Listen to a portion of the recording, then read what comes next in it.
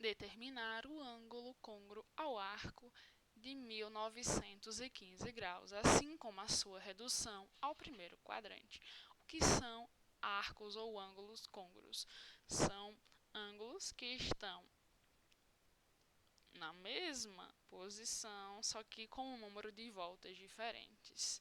Eu tenho o meu ciclo trigonométrico, tenho o ângulo 0, 90, 180, 270, e se eu der uma volta completa, eu estou na mesma posição que eu estava no começo, no ângulo 0. Então, 0 e 360 são arcos côngruos. Se eu tivesse, por exemplo, no ângulo de 90, se eu desse uma volta, acrescentaria 360, então eu teria como arco côngruo o valor de 450.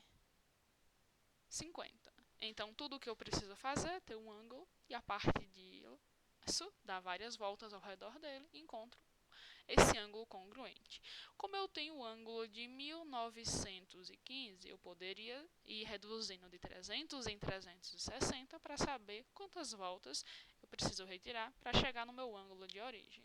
Se eu quiser economizar um pouco a minha conta, em vez de fazer várias subtrações de 300 em 360, eu posso pegar o meu ângulo inteiro e dividir por 360. Então, eu vou ver quantas vezes eu preciso repetir o valor de 360 para chegar próximo do valor de 1915. 360, se eu repetisse 5 vezes.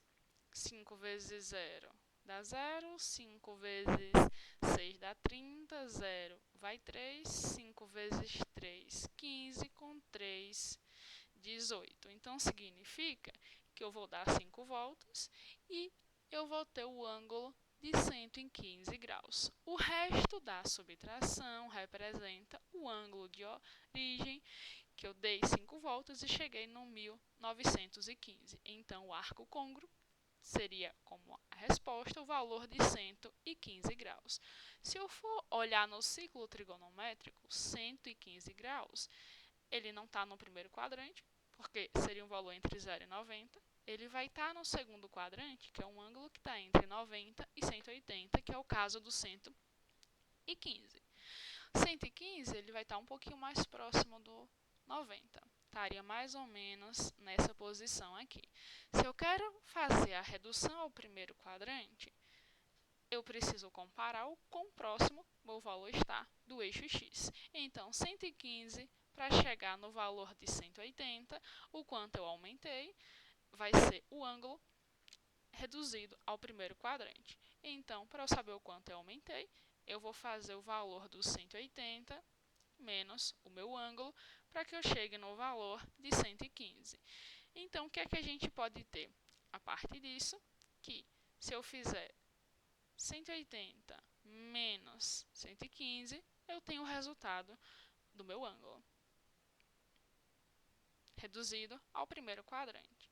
Então, se eu fizer isso, 180 menos 115, vamos ter como resultado o ângulo de 65 graus. Se eu tivesse o ângulo no terceiro quadrante, eu vou ver o quanto eu precisei avançar do 180 para chegar nesse número. Então, eu pegaria o ângulo e iria reduzir o 180. Se eu tivesse o ângulo que, em vez de estar no terceiro quadrante, tivesse no quarto quadrante para eu chegar no primeiro, o que é que eu deveria fazer? Eu deveria comparar quanto falta para o meu ângulo chegar em 360. Então, eu faria 360 menos o ângulo que está aqui. A minha referência é sempre em relação ao eixo x. O quanto eu preciso voltar ou o quanto eu preciso avançar em relação a ele.